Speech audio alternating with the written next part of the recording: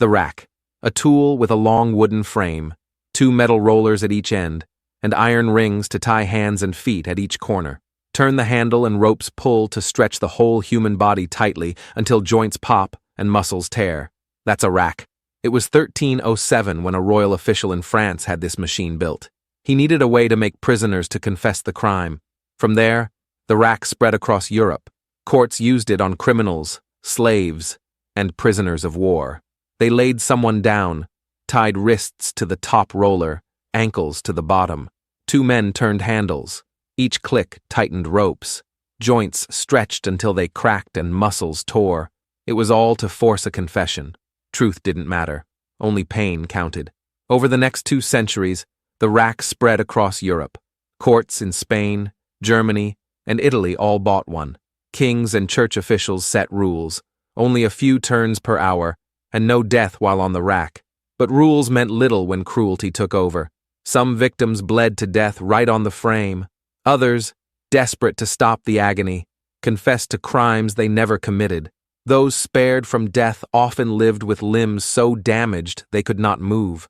Their muscles had stretched out of place, leaving arms and legs limp and paralyzed.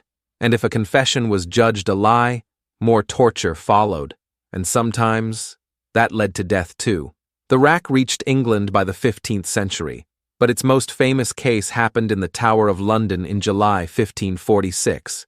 Anne Askew, a 25-year-old woman named Anne Askew, faced the rack in that very tower. She had read Bible passages in secret and shared them with friends, an act called heresy under King Henry VIII. Guards burst into her home, arrested her, and carried her to the tower. There, they strapped her wrists and ankles to the rollers. They stripped her down and tied her wrists and ankles to the rack. A torturer turned the handle.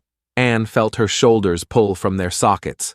She gasped, but would not speak. More turns followed. Her knees and elbows slipped out of place. She fainted twice. Each time, they revived her and strapped her back on the rack. All day long, she said nothing. On July 16, 1546, Anne's body was too broken to stand. She was carried in chairs to Smithfield. There, tied to stakes, they were burned alive. Anne died still holding to her faith. Today, the rack in museums is the truth of this torture. The elephant's foot. Ever felt tiny and scared, like a bug under a giant boot? That's what it was like to stand before an elephant's foot in ancient India. It all started way back around 200 BCE. Kings were always looking for new ways to scare people into obeying. Swords were too quick. Hanging was too boring. So they trained huge elephants to become living machines of fear. This punishment, also known as gungar.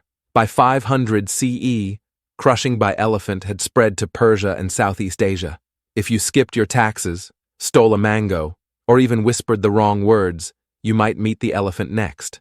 During this punishment, the person would be tied down flat on the ground, their hands and legs pinned so they couldn't move. A rider sat high on the elephant's back, gently guiding it with taps and whispers. With just one step, the elephant could smash a person's head like a soft tomato. Sometimes the king ordered a quick death, one big stomp and it was over. But other times, he wanted a show. The elephant would crush an arm first, then a leg, maybe a few ribs. Bones cracked like dry sticks. People screamed, blood spread across the dirt. And the worst part? The elephant was trained to go slow, making sure the person felt every single moment. One of the most famous cases happened in 1616 under the Mughal Emperor Jahangir. One morning, just because he was bored, he ordered hundreds of prisoners to be crushed. Some had stolen fruit, some had failed to pay their taxes. Even a little boy who had crossed the road at the wrong time wasn't spared. In front of the whole royal court, the elephants stomped again and again. No one dared to even blink. Jahangir just watched, pleased with his power.